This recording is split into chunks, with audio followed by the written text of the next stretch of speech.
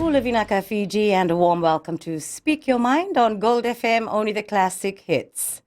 A Jill of all trades, she's been a psychologist for more than 10 years, a specialist in leadership and people development, business advisor, international motivational speaker, and an executive coach. Not only that, she's also given advice to more than 5,000 organizations in leadership and team development, as well as women in business. She's been in the country for 10 years. Karen has also been writing articles for the Fiji Sun for the past 4 years. This is the business column. Audiences, clients, colleagues, and friends describe this wonderful woman as funny, with endless energy and optimism, and an incredible joy for living and helping those around her become all they want to be, impacting those she meets in the most positive ways. And I feel all this energy. My guest today is Karen Walsh. Welcome to Speak Your Mind. Thank you, Louise. It's really lovely to be back, and thank you for inviting me back. Well, it's lovely to have you. Now, whether you own a small corner store or a few cabs or sell food or run a large commercial organization, there are key things leaders do to be successful. So we live in a competitive and fast-paced world. Karen, what do you think are the top 3 things any leader needs to do to help their people succeed? I think that's a really good question, and I think that there's so many things that people need to do to help their teams and organizations succeed. Probably one of the most important is to have a vision. So where are we going? How are we going to get there? What we find a lot of the time in organizations is that leaders at any level, whilst they've got a good team behind them or next to them, they're not really sure where they're going. So if I say to them, what's the vision of the organization? Not really sure. How are we going to get there? Haven't really thought about that. So I think the first and foremost would be to have purpose, vision, number one. Yes. If you don't have purpose and vision, you don't really know where you're going. So you're in a boat and you're all going in the different directions. Yeah, so it's sort of like a plan. Yeah, plan's good. Otherwise, you're just going to go round and round in circles and never meet the island that you want to go to, never get to where you want to go to. So vision, having a plan is the first thing. I think the second thing, without a doubt, is to treat your people as the most important asset you have. Wow, that's nice. So many organizations will say our people are the most important asset we have, and yet don't necessarily show that behavior. So they don't spend effort and resources training them, upskilling them. And what I always say when I'm developing leaders is that the more you upskill your people, the less you have to help them with their jobs, because they know what they're doing. Yeah, so that makes sense. Yeah, so focus. If it's a corner store, it's upskill somebody who works in your store. If it's a huge organization, do the same thing. So purpose, vision, upskilling your people, and support them. Be there for them. Okay, so that's number 3. That's number 3. So help them. Life doesn't always work for everybody all the time. And so sometimes our people will go through difficulties. Be there for them. Ask them how they are. Show interest in them. Those would be my top 3. Oh, that's lovely. I think they're a wonderful top 3 reasons for people to succeed in business. So does this apply also, well, obviously, for small businesses, say with just 2, 3, or 4 people? Sometimes you have vendors going, office to office, selling food. I actually admire these people. At least they're trying to do something. Yeah, they're trying to earn a living, and I think they're very courageous. But whether you're working with 2 people, Louise, or 200 people, or 2,000 people, they're the same. Yes. So if I've just got you and I working together, then it's me as your leader having a vision and purpose. It's me treating you well and making sure that you have the resources and the skills to do the job. But it's also me showing an interest in you as my person and my employee and your life. And how are you? And what can I do to help you? And is there anything that you're struggling with? Same 3 things. True. In any size organizations. That's so true. I mean, if for people listening right now, I do hope that they take it away as, something that they will implement, because sometimes employees do feel a bit neglected or not appreciated, which I think is not a very nice thing. Well, if people don't feel appreciated and they feel neglected, and unless that changes, I can guarantee you this, they will be on the job-seeking website looking for something else. Yes, and then you're going to lose really good people, or people who potentially could be good if you'd spend some time showing them that you care for them and helping them being great at their jobs. Yeah, I mean, because you need to recognize someone who has a potential, but sometimes, business people don't recognize that. And that's absolutely fine, because if you don't recognize the potential of your people, That's okay. Your competitors will. Yeah, I was just going to say that. Someone else will. Yeah, and then what happens is that your human capital just walks out the door, and then you've got to spend thousands of dollars recruiting again, Yeah. and spending more time upskilling the replacement, Yeah. and then going back to stage one. If you just done the good thing for the first employee, you would have held on to a very good asset. Yes, very true. Now, what are the top 2 characteristics that modern day leaders need to succeed in their role?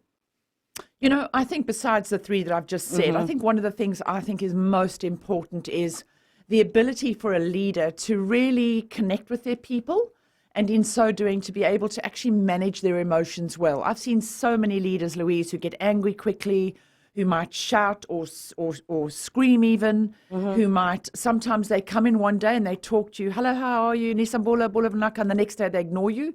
You know, it's like you're there one day and you're not the next. So consistency, Yeah. emotional intelligence, the ability to relate well to my people. And also I think that's really important, and not even necessarily only at work, but in our lives overall. That's I mean, so true. have you ever worked for a moody person, Louise? Oh, man, drags you Tell me how down. that is. Tell me. So one day Awful. yeah? And how did Awful. it make you feel when you worked for that person? Oh, I just wanted to leave the job and find something else. And did you? Yes. Yes, see? Same thing. So it's like, again, it comes back to showing interest and being consistently Yes. involved in a positive way with your people. So that would be the first one. Emotional intelligence, involved with your people, and I guess showing interest, you know, consistently. Yeah, because what I was thinking is that when a leader is good to their employee, you know, obviously the employee will work better. Absolutely. And then you get greater productivity and outcomes. Yeah. But if you don't treat them well, what we know, and this is research, says that the productivity reduces, the efficiencies lessen, and then ultimately companies lose profitability. It's all in the people. Yeah. The greatest companies that succeed have people who are really good at their jobs, who feel valued and feel, you know, heard, they're Yes. engaged, and they do a great job. It's really quite simple. It's not that difficult to, you know, if you think 1 and 1 is 2, just treat your people well and look after them. Excellent. We'll be back soon on Speak Your Mind, Gold FM, only the classic hits.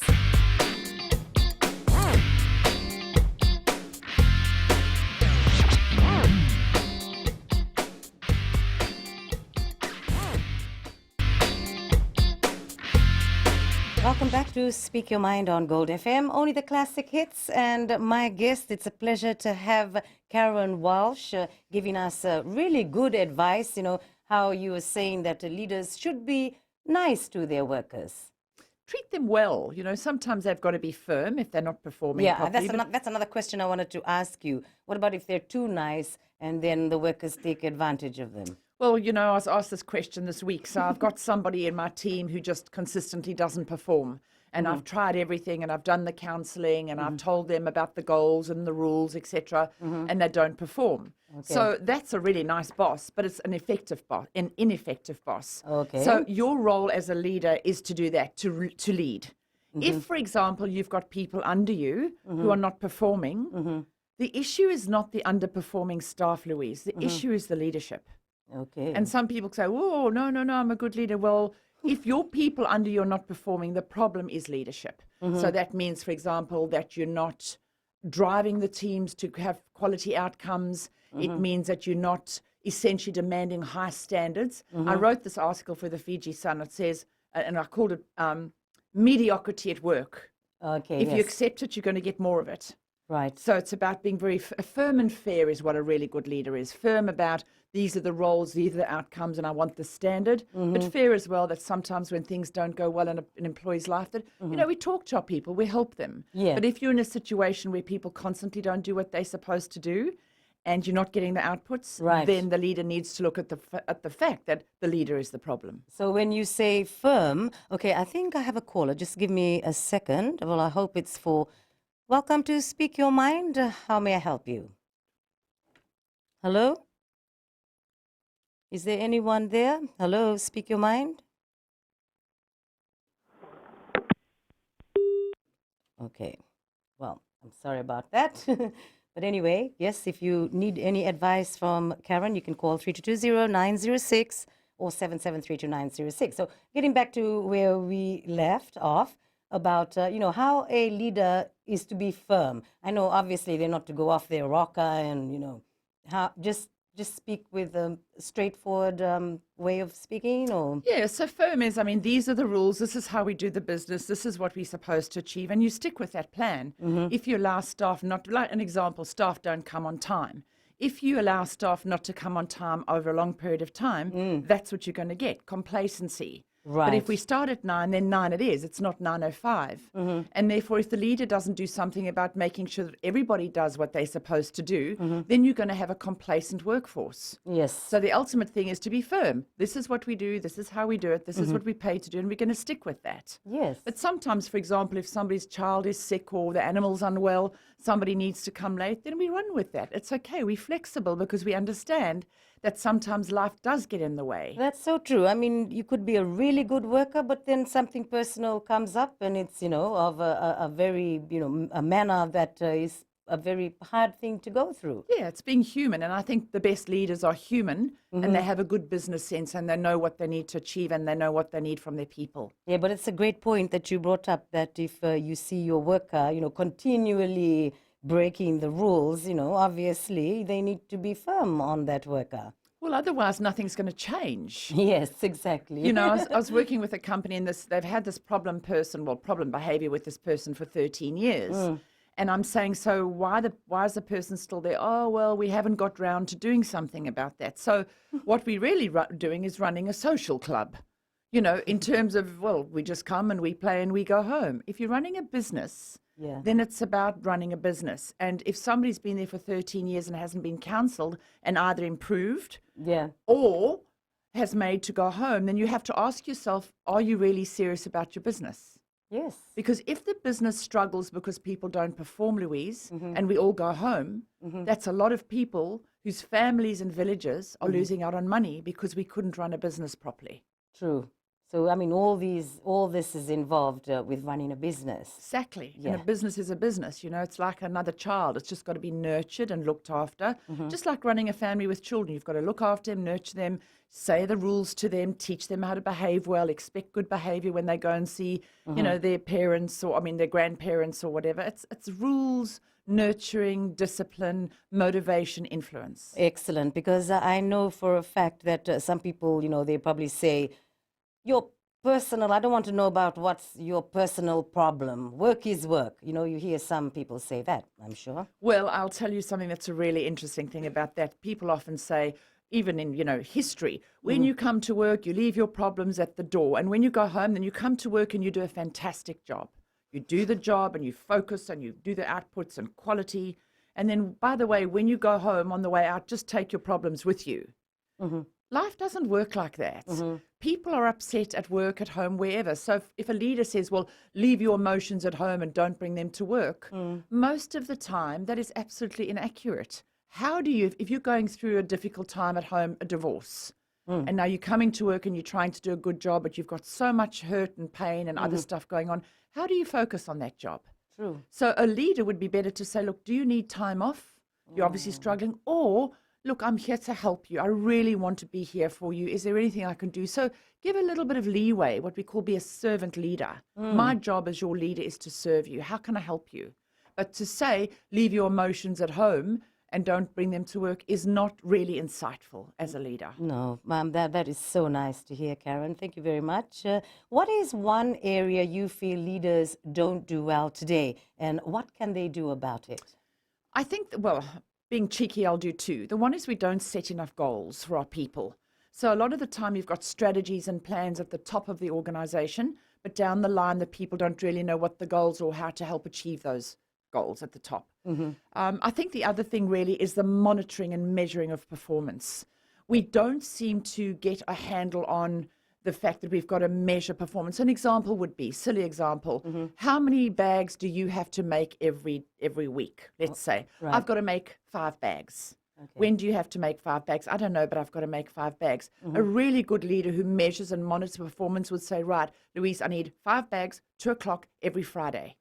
So you've got measurements, 5 bags, 2 o'clock every Friday. And that's what you expect from your worker. Well, because then they know what they're supposed to do. But what happens is a lot Okay. of managers say, I just need the bags and get them when you're ready. Right. And then so they don't. To be more precise? Exactly, definitely more precise. And then they know what they're supposed to do, and the leader knows what they're supposed to do. And if they don't deliver, then it becomes a performance issue. Right. Now, if the leader doesn't then pull them in and say, oi, oi, oi, what's happening? Let's see if I can help you improve, then it becomes a leadership issue. Obviously, the problem is because the person's not performing. Yeah. But where is the measurement and the monument of that, the measurement and monitoring of that in the leadership role? Right. So if the leader isn't getting these things, it's because they're not monitoring what's going on down the line. Oh, fantastic, Karen. We'll be back soon on Speak Your Mind. I hope you're enjoying the program.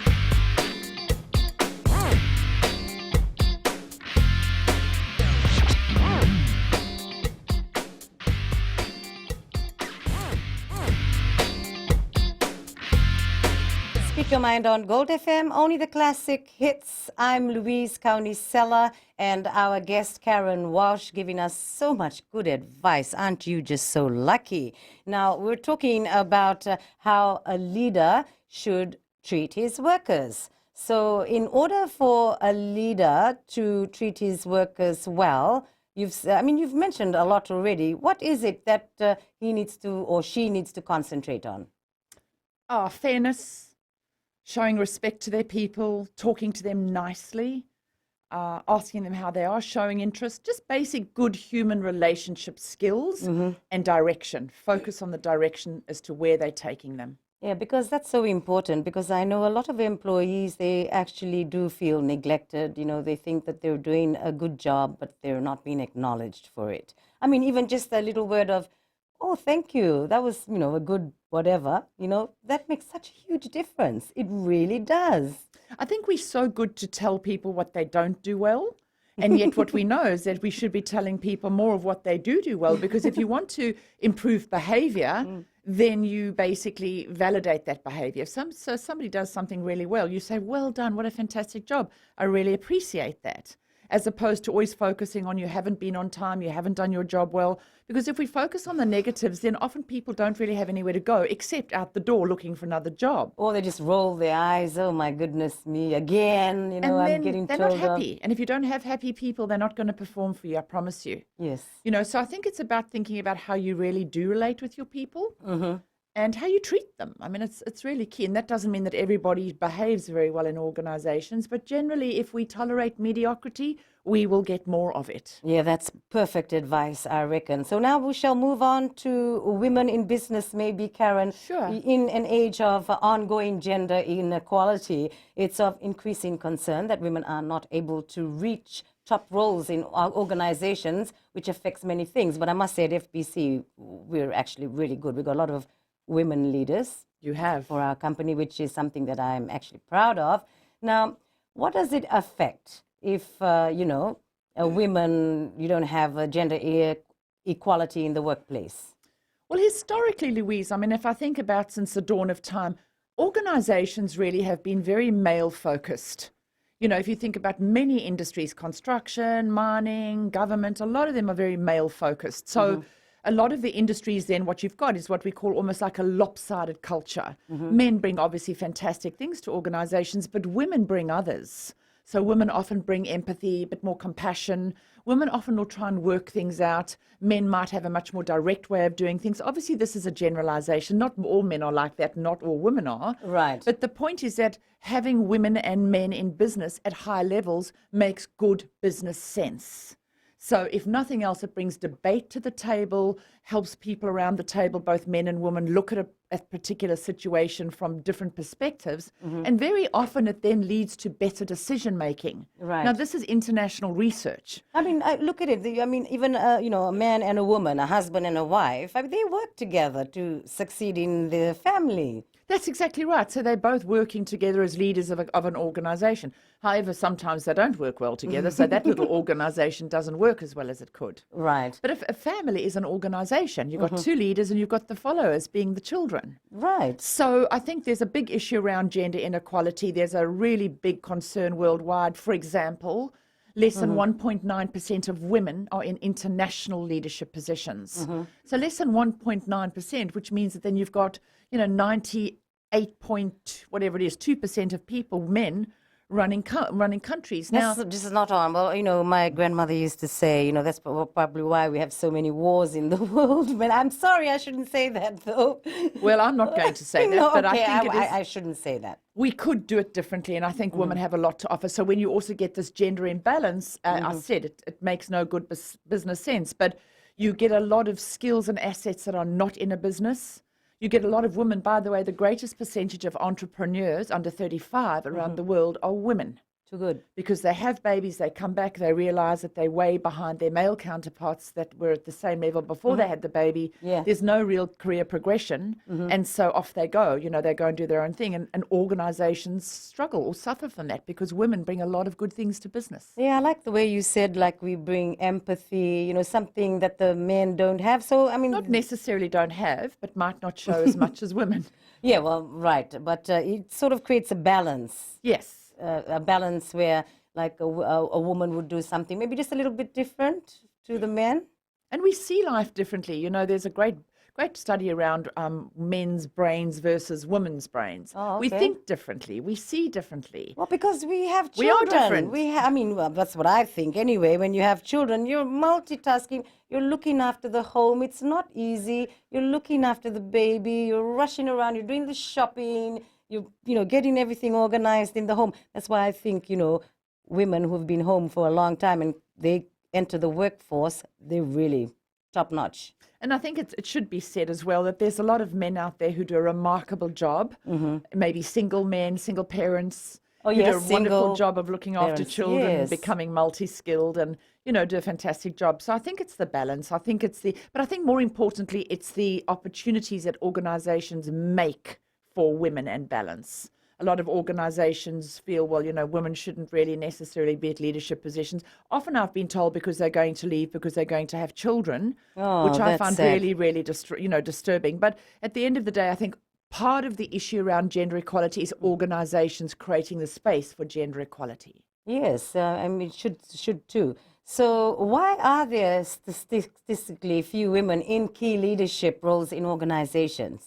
Well, I think historically organizations really have been, if I think about my parents, so my father was 90 when he passed, my mother's 84. So his role was to go out and do the business, get the money, bring it home. Her role was to stay at home with the children. So historically, Yes, in life, historically. you've got this historical perspective. And therefore, what it means is that, even, for example, some of the leaders that I know who might be aged now, but they would still think that women should be at home with the children. So you've got this cultural or societal perspective that women should be at home. Which we can sometimes shake off. Well, that's right. So, but it doesn't mean that we can't. I mean, I think a lot of organizations are changing that, and a lot of organizations have, gender equality and diversity programs, Yeah, which is really sustainable important. goals. Exactly. So it is United changing. Nations, yeah. But I think that's a really, really big, significant reason. I think the other reason is seriously that women have babies. Therefore, I remember working years ago for an organization who didn't want to upskill their younger women because if they invested in those younger women, they knew that potentially those younger women were going to go and have babies. And therefore, what's the point of investing in a woman who's going to go and have babies? She's going to be out the workforce. So we play safe and we just promote the males. So what would you like to say on behalf of women who have to have babies? I say, you know what, just keep your foot on the pedal. Believe in yourself. Having children is the most wonderful, wonderful gift. But at the same time, if you do come back into the workforce, then come back with zest.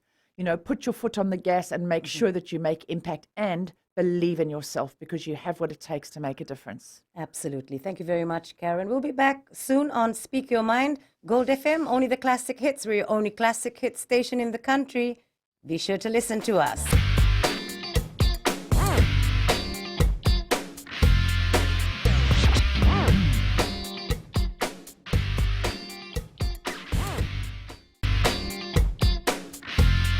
Bula Vinaka and a warm welcome once again to Speak Your Mind on Gold FM, only the classic hits.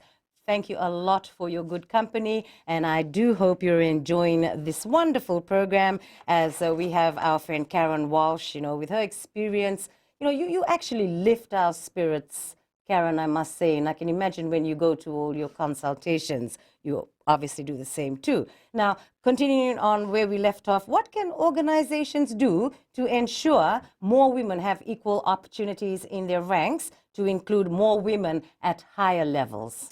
Well, various things. Firstly, get serious about gender equality, not just, well, it's a tokenism. In other words, we want to have 5 women in executive positions, so we go and look in the ranks and promote 5. No, get serious about why you need gender equality and what that brings to your organization. The second thing is to focus on having a gender diversity and equality program. So, for example, you know, I'm just thinking about a construction industry in Australia. One of the things they have is a really, really great imbalance. So some of the organizations are focusing on how can they actually take women in their organization and develop them into key roles, project coordinators, site workers. So then they design development plans for these women to actually keep them going. And they invest in them. So organizations need to invest in the skill and capability building of females in the organization. Not only females, obviously men as well, but we're talking women here. Yeah. And I think the other thing is to really give them the opportunity to try different roles, put them into a job that they might be uncomfortable with, give them the support that they need, but allow them the opportunity to try a senior role. You know, give them the support, the coaching, the counseling, whatever it is that they need, but be very focused on the fact that, you know, because gender equality is good business sense, do it and do it properly as an organization. Don't just do it to tick a box, because that's a useless exercise. Yeah, but I think it's pretty good. In Fiji, I noticed a girl on the bus this morning. I'm training to be a pilot. And I said, this is really nice, because we have quite a lot of female pilots now, I mean, compared to the past. So I mean, it's slowly seeping in, the recognition of women being able to do male jobs. I read this fantastic research the other day, which I just went, oh my gosh. And it said this, that for gender equality to be truly, truly embedded around the world will take, you're listening to this, 80 years for us to get some semblance of gender equality in workplaces worldwide. I won't be around here by then, neither will you, neither will our lovely cameraman over there.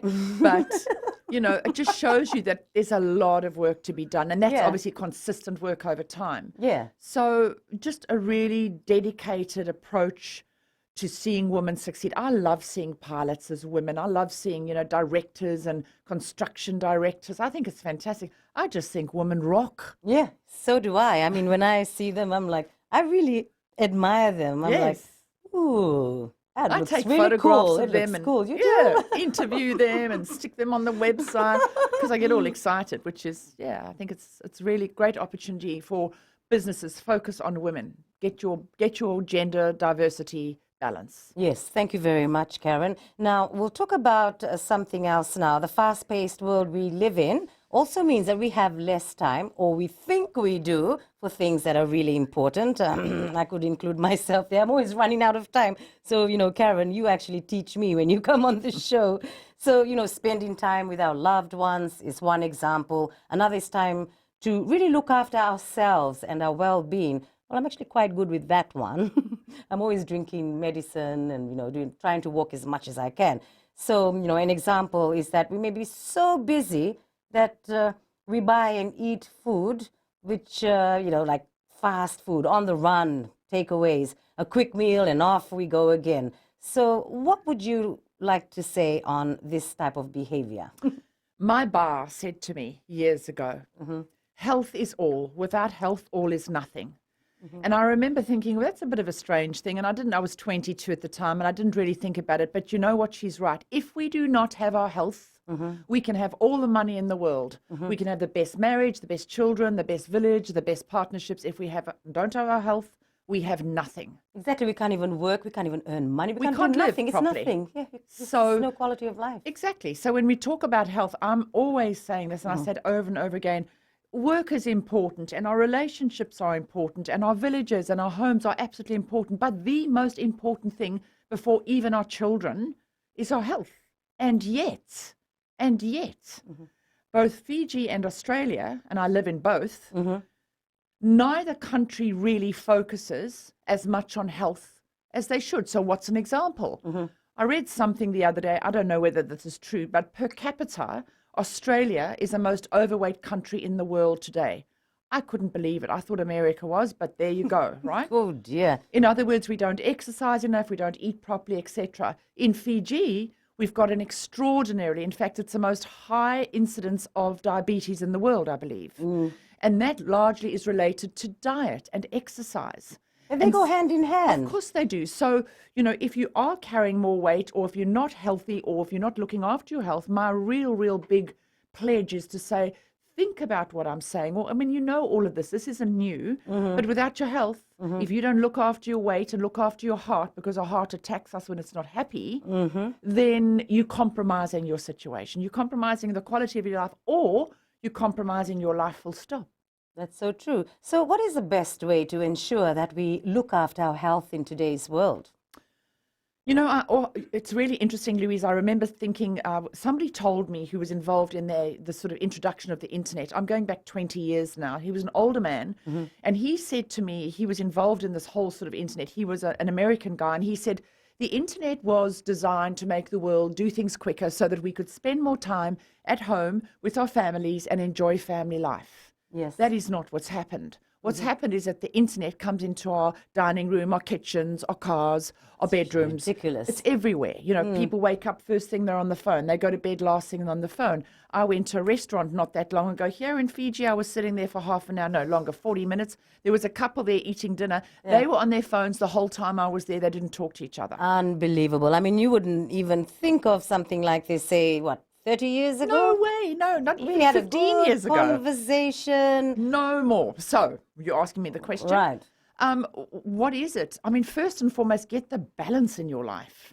So if we think about the most important areas of our lives is things like, for example, looking after our brain, making sure our brains work, looking after our physical body. Can I come back?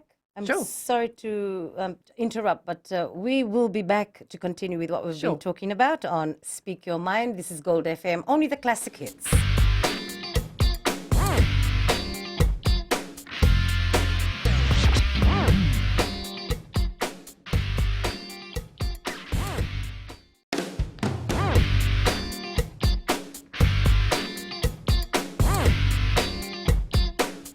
Speak Your Mind on Gold FM, only the classic hits. I'm Louise and my lovely guest, Karen Walsh. Now we shall talk about creating the balance, as you said, in our life, especially with our health and well-being. You know, how we were talking about, there's no conversation now, even in families, mobile phones, just on the internet. It seems like something just pulled your brain into that phone. So you can carry on, Karen.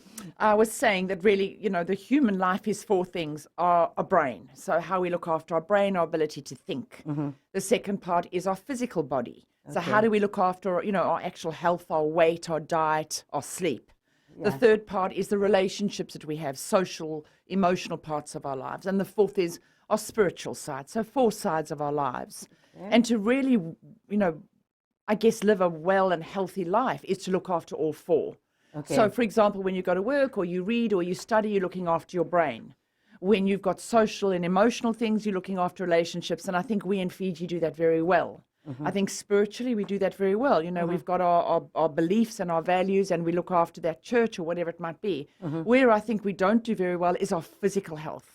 So what I mean by that is that keeping our weight under control, making sure that we have 8 hours sleep a night, 8 glasses of water a day, making sure that we eat smaller portions and maybe more regularly. I remember at one of the organizations I was working with a couple of times ago, there was a table and there were 20 of us in the room and we had lunch and the table was full of food. And within literally, it felt like 3 seconds, there was nothing. It was like locusts, right? And I remember saying to one of the people, Ravi, on the program, and he killed himself laughing. I said, Ravi, where's it gone? And he said, Karen, we eat a lot. So watch how much you eat. Yes. So the portions really, if you think about it, eating a piece of meat, the portion should be no bigger than the palm of your hand. Okay. So keep the food down, keep the exercise. We should be exercising 3 to 4 times a week, 30 to 40 minutes a time. Okay. Now, the research, Louise, says that we tend to, if we do this, particularly exercise and diet, we tend to work better, we think better, we make better decisions, we have better relationships. Sure. We're much more in charge of our lives than if we slow or we slack or whatever. Because we're not doing the things things that we're supposed to. Because we're not in top form. Yes. So if we're not in top physical form, it affects our ability to think. Yes. If we're not thinking properly, often it affects our physical ability. So true. So looking after your health becomes absolutely the most important thing that you need to do. I have a hairdresser the other day who, probably last year actually, her husband was 39 and he was dead before he hit the floor. Yeah, I know. Smoker, big drinker and a big smoker. Now, I'm not saying that that's what caused his deceasing, but what I'm saying is that by not looking after his health in two key areas, were those the things that took his life? I don't know. And then there's another thing I reckon is a really big contributor, stress. Well, stress is part of daily life. And I think stress really is an outcome of all the things that happen to us. And if we're able to think about stress and what goes on, think calm, Louise, like be in charge of what we do as opposed to getting anxious and feeling that we're out of control. If we can just calm down and just feel as if one thing at a time, just do one thing at a time calmly, we reduce the stress, because stress kills. Yeah, I know. It triggers a lot of I think illnesses. Cancer, I think it brings about high blood pressure. Definitely it does. Some people say multiple sclerosis and heart attacks, strokes. Stress is a terrible thing because some people, they just, when they go home from work, they just keep thinking of work. Their mind is constantly thinking of work. I mean, geez, that's where I think overthinking. But then women go home and have another job at home. They've got to do the cooking and the cleaning and the kids, and then they've got to make the lunches, and then they've got to do. And so, women, I think, are absolutely remarkably resilient. And that doesn't mean that men aren't. Men also work very hard. I think let's put the balance there. But we're talking here about females at work, etc. So it's just so much work. And I think one of the key things in stress is here's something I love to say: make time for you in your life. So love yourself. Make time for you in your life. Love yourself, but you're so busy loving everybody else that you come last.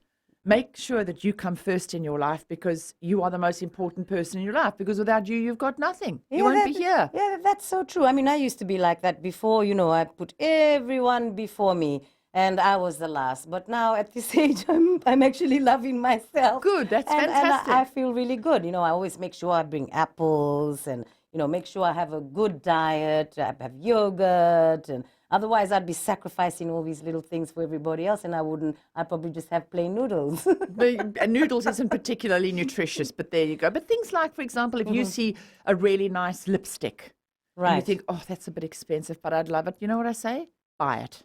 Yeah, why not? Well, you know what? You might not be here tomorrow, so enjoy that lipstick today. That's a really good one. Oh, that's so nice to know. So, yeah, we've spoken about stress. So what do you suggest? Okay, right. You've given the example of, lipstick, doing things that you like. I mean, like to get out of stress for both men and women. Give some suggestions what they can do. The first thing I would say, and I say all the time, exercise. Of them all, exercise. So go every morning, well, not every morning, 3 to 4 times a week. And you should be doing a 30 to 40 minutes a time. Go for a walk. Go wherever you need to go for a walk. Get out into the fresh air. Get your heart rate, boom, boom, boom, boom, boom, because that's how you increase your heart rate. Yeah. You increase your exercise. Your body likes that. Yes. So start getting into shape. That would be my very first thing. And if you say, I haven't got time, I'm too busy, I'm saying then that you're missing the point. The point is that if you don't do these things, you're compromising the health that you have or your life. So number 1 would be that. Number 2 would be just take a bit of downtime. Even if you've got the children on the weekend and you're busy, get your husband to take them, get your mum to take them. Go onto the beach, have a coffee. Go into the town and read a book.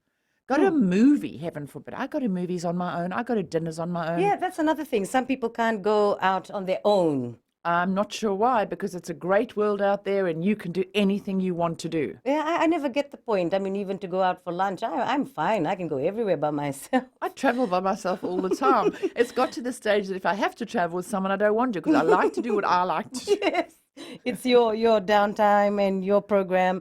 But obviously, yes, we love friends as well. Absolutely. Yeah. Friends are part of our health, isn't it? Because if we don't have friends, then we feel very isolated and alone. My friends are wonderful. Oh, and lovely. I love my friends and I love my family, but I love my exercise. And I love to be by myself too. Yeah, me too sometimes. Yes, sometimes, not all the time. Everything is about balance. That's what we've been talking about all morning. moderation, Yes. everything. Yes. All right. So, what about for people who find it hard to mix around with people? I would say introverts. Yeah. Do they have a problem or? Introverts are people generally who have got so much to offer. Introverts are people who tend to be very reflective. So they often, for example, if you go into a function, an introvert will stand in the corner and talk to one or two people. A high Okay. extrovert, I'm thinking maybe you, Louise, would go around the talk, hello, bulavanakani sambula, talk. So introverts are more and are less comfortable going out and about, whereas extroverts don't seem to have too much of a problem with it. Introverts could be, well, then read a book, go for a massage. Yeah. Extroverts can do that as well, but Yeah. just look after yourself, make yourself feel Important. important to Yeah. you, because if you don't feel important about you, well, then how can anybody else feel important about you? Yes, I And then think- comes the whole topic of self-love, which is another show. Yeah. Well, thank you so much, Karen You're Walsh. It's welcome. been lovely talking to you, and we shall do this again for sure. Thank you, Louise, and I'm so grateful that you invited me back. And it's lovely to have you on Speak Your Mind. I hope you enjoyed the program and you feel very good about yourself. Until next week, Nisa Modemanda.